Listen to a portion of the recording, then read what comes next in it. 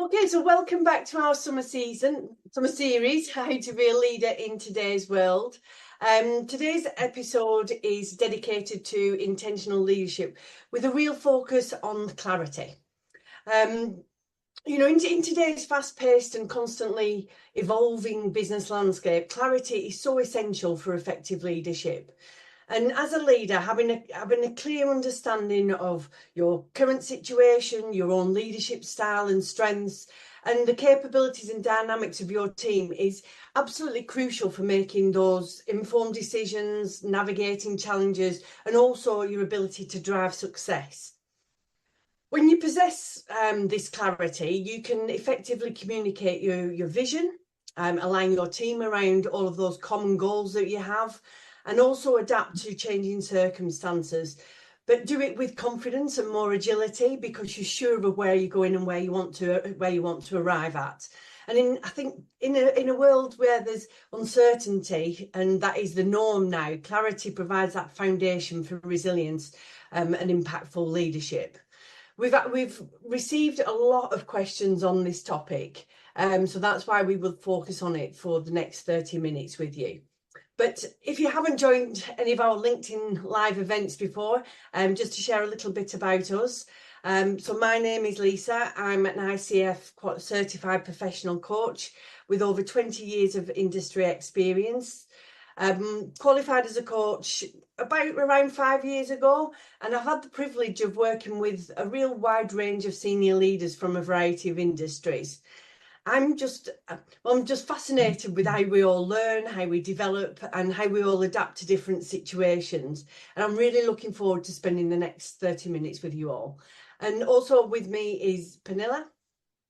Hi, and my name is Pernilla Baumann, and I come with more than 28 years of leadership experience in the international luxury hospitality industry worldwide. And I couple that with about 10 years of coaching expertise. I bring this unique blend of practical wisdom and coaching finesse to the table. I'm an MCC coach with the International Coach Federation, a high-performance coach facilitator, and a consummate hotelier, and I'm committed to your success. So that was just a little bit about us, but let's dig in and answer some of the questions that we've had from all of you regarding leading successfully in today's world. So let's explore clarity, where we've had quite a lot of questions. So clarity really plays a vital role when leading during turbulent times, which is challenging even for the most seasoned leader, I would say.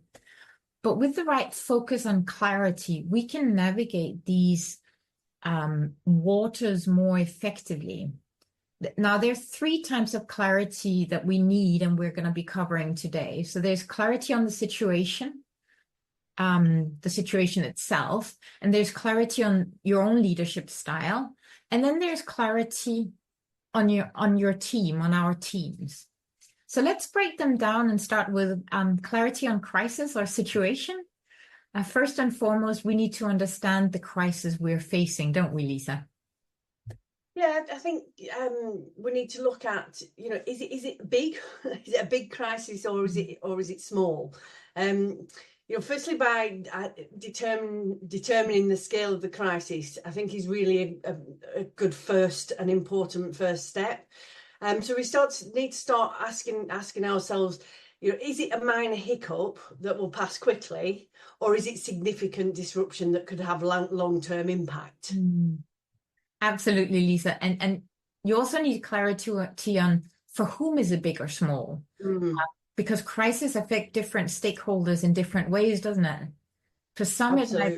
It might be, a mere inconvenience, while for others it could be a substantial threat and sort of almost feel like the end of the world. So understanding this will really help us prioritize our actions and allocate our resources effectively. And this is where we need to sort of zoom out and see it from the other side, or the outsider's view, so that we can evaluate the extent of the crisis properly, which is not possible when you're sort of buried in it. So zoom out, boom. Yeah. And I, to be honest, that's just brought something to mind. I remember it all too well, how important that is. I once had a situation that I thought was really trivial to me, so I didn't give it much thought. But for the person involved, it was huge, and it impacted their world in a way that I couldn't have imagined. So I learned very quickly that I needed to ask more questions and ask the right questions to find out more about the situation. And if I had, a lot of turmoil, a lot of upset could have been avoided, really. Yeah, absolutely. And it's exactly what I try to always teach the people I worked with when I worked in human resources. The last property I was in, we had about 800 staff, and we got one resignation one day and one person called in sick, but it was for a department of 10. So for the department of 10, one resignation and a sick call was really a crisis.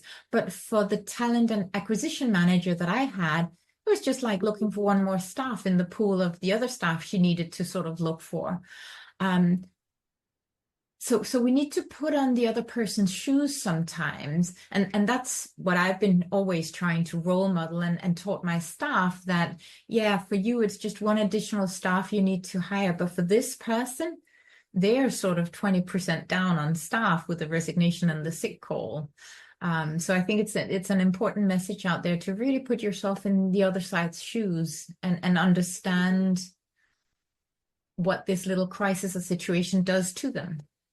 Yeah, I think putting on those different lenses, looking at different people's perspective. And I think then if we start to look at it practically to gain this clarity, we're talking about, asking questions, asking lots of questions, gathering data and really communicating our findings with those impacted as to why we're taking different courses of action or what they need, to be honest. What do they need from us as a leader to support them through it?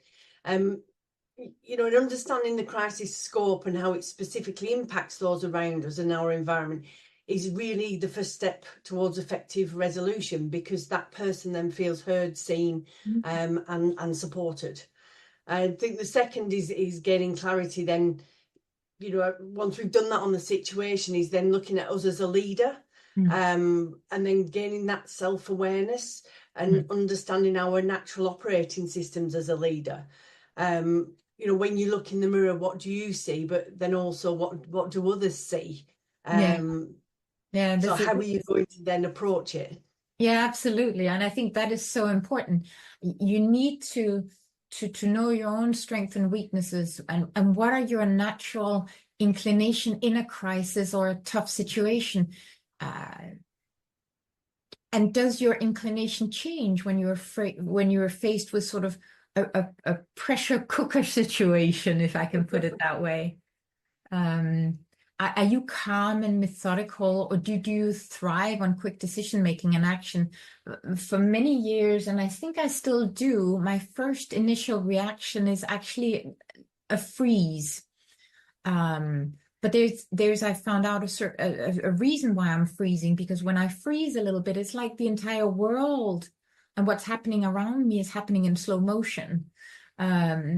So once I started understanding that this was my first natural reaction, I could start working with it and actually use it to my advantage. What I've also had to do, and I'm very glad I was brave enough to do it, was actually share very openly with my team and my own bosses and, my first reaction and what it would be, so that they didn't find me either disengaged or unprofessional, because I'm just sitting there, but it's sort of like everything goes into slow motion, and then I start being able to see between all the uproar there is. So I think it's really important to figure out, how do you react as a leader, and let people know.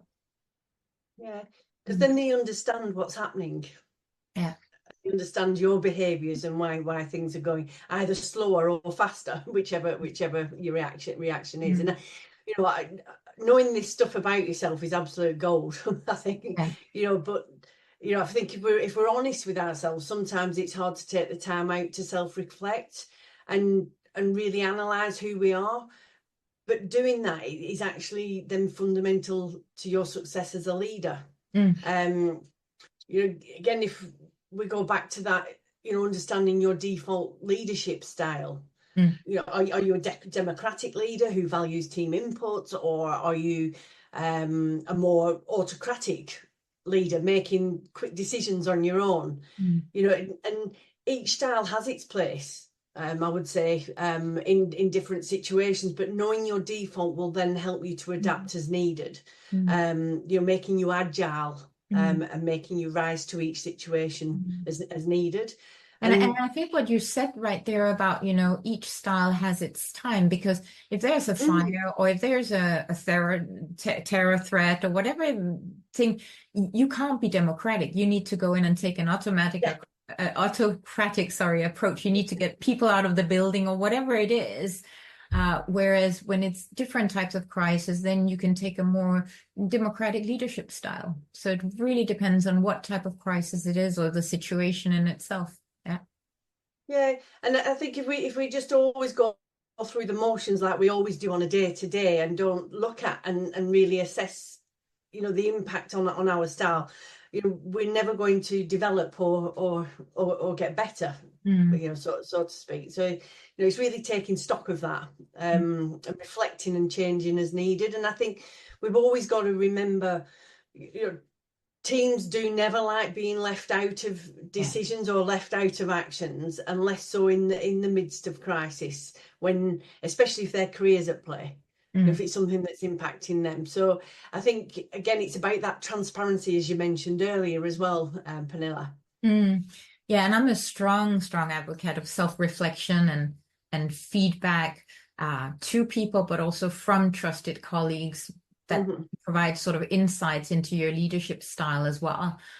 This clarity really ensures that you can leverage on your strengths and address the weaknesses that you have effectively. So make sure that the people you ask are actually people who are going to give you some honest feedback and not just talk you after, I don't know if you say this in English, but talk you after your mouth. Say what you want to hear. We have a saying in Danish that goes like that. So yeah. So for everybody who's listening in here, I think it's really important to know what questions you need to ask yourself, and maybe ask people around you. So things like, do I listen? Do I freeze? Do I work behind closed doors? Do I check out when the going gets tough? So these are really, really important questions, I think, as leaders to ask yourself. And then would you take it one step further, Pernilla, and ask yourself why? Yeah, I would. Why do I react in a certain way? Which is really, really important to understand. It's all about understanding your programming, isn't it? And we can reprogram ourselves. A lot of people say, oh, but that's just the way I am. But that's not quite true. We can reprogram ourselves, but we can only do that if we understand the why we're reacting in a certain way. And being honest with yourself, then, is it the best way? Yeah. Yeah. Absolutely. Yeah. Absolutely. And I think, thirdly, in this episode, I'd like to have a look at that clarity on your team as well. And I think this involves understanding their capabilities, their strengths, their weaknesses, but also, and I think this is just so important, their feelings and emotions. Because I think these are just as, or if not more important, in challenging times. Absolutely, Lisa. It's so crucial for leadership to be powerful. We need to understand our team's emotional state. You have to remember that crisis can induce fear and anxiety and confusion in people. So we need to understand which emotions is driving the person in front of us. Is it impacting their decision-making capabilities or their ability to move things along, for instance? And then recognizing and addressing these emotions is really, really crucial, as we all know, our emotions, impact behavior and therefore our results. So as a successful leader, we need to have an open, line of communication. We need to be able to show empathy and provide support where needed to people we're working with. Yeah, I think by doing that as well, you can assess their abilities as well, and I don't mean technical abilities in that sense, but because different employees will have varying capacities to handle stress and crisis situations. Some may excel under pressure, whilst others might struggle and crumble. We don't know, but knowing this helps then when you have to delegate those tasks. Because we can't do everything by ourselves either. And by delegating them appropriately, you can provide the necessary support. Yeah, absolutely. And I think it's not only looking on the team reporting into you, but also get an understanding of the people you report into. So how do they act and react in time of crisis? I've had a very calm general manager leader. At least he was on the surface. I think it was a little bit of sort of a swimming duck underneath, but and he seemed to never be fazed by anything. And he would take sort of a bit of time to get the right strategy and moving forward. He remained inclusive and focused, but I also had a leader who would sort of shoot from the hip and have immediate action, and almost like we just have to move for the sake of moving, yeah? And sometimes it was completely spot on in the right direction, and sometimes maybe not so thought through. So we need to always ask ourselves, how can I help, both of these type of people during those more challenging times? It's different, of course, different strategies. So I think everybody listening in should think about your own leaders and the way they act and react, and how does that support you as a leader, or maybe it doesn't. Does their style get the best out of you? Or is it challenging? And have an understanding about that, and be brave and have a chat with your leader about it. Yeah, no, absolutely, and that then creates that transparency again that we were speaking about, and regular check-ins, creating a safe environment for honest communication is really going to help you gauge where people are at. It'll also help gauge your team and your leader's state of mind and their capabilities. So I'd suggest as much as you can, even when time is pressured, sit with your team, be with your team, and let them see how you navigate the situation, the crisis, and also why. And I think also asking yourself this, how am I communicating? How does the team communicate and react back? Do I or can I get the most out of them? And I think this then takes us back to that building trust that we spoke about in one of the previous episodes. And for me, communicating what you don't know about the situation is just as important as communicating what you do know. Because again, it's bringing up that authentic leadership. Absolutely. And I think that now we are talking about, our teams, our employees. I think it's important to also remember that people learn differently. Now, how do you know how your team learn and take in information? And it's a question I often get asked, but how do you know? So I ask them, have you ever asked them? Because it is sometimes it's so simple and we make it so complicated, yeah? So have you had a conversation with your team about how they like to learn things, how they take in information? And it's something we don't think about, but in today's world, we can't ignore this, I think. No, I mean, as you know, Pernilla, I'm quite a reflective learner. I like to digest all of the information before I give something a go. So I do like to see what's happening and see the lay of the land. So for me, if someone sprung me into action straight away or gave me a on-the-spot role play, it's one of my worst nightmares. It doesn't do well or work well for me. But we're all different. I think you're quite reflective as well. Yeah, I am. Yeah. I mean, so to sum up, really, clarity, is a leader's best ally, I think, in the times of crisis, by gaining a clear understanding of the crisis, being aware of your own leadership style, understanding your team's emotional and operational state can really help you lead more effectively. But we've got to be intentional about it. We're not going to get that clarity by chance. We've got to take action and move forward to receive it.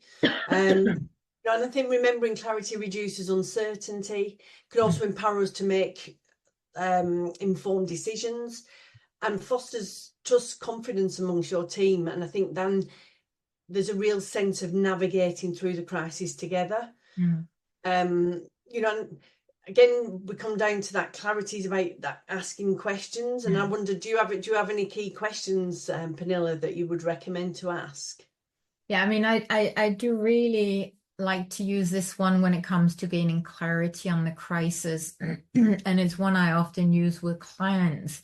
And that is for them to ask yourself, how can I better understand the impact of the challenge or the crisis on the situation, on everyone involved, on the different individuals involved, including myself? And I think that's a really good one.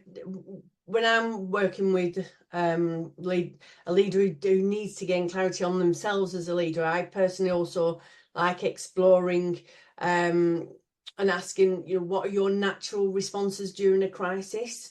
And then what might need to be adjusted to make you more effective in this situation. Yeah, but that's just so powerful because it gets to the core of who we are and how we're currently programmed to respond and what might need to actually change.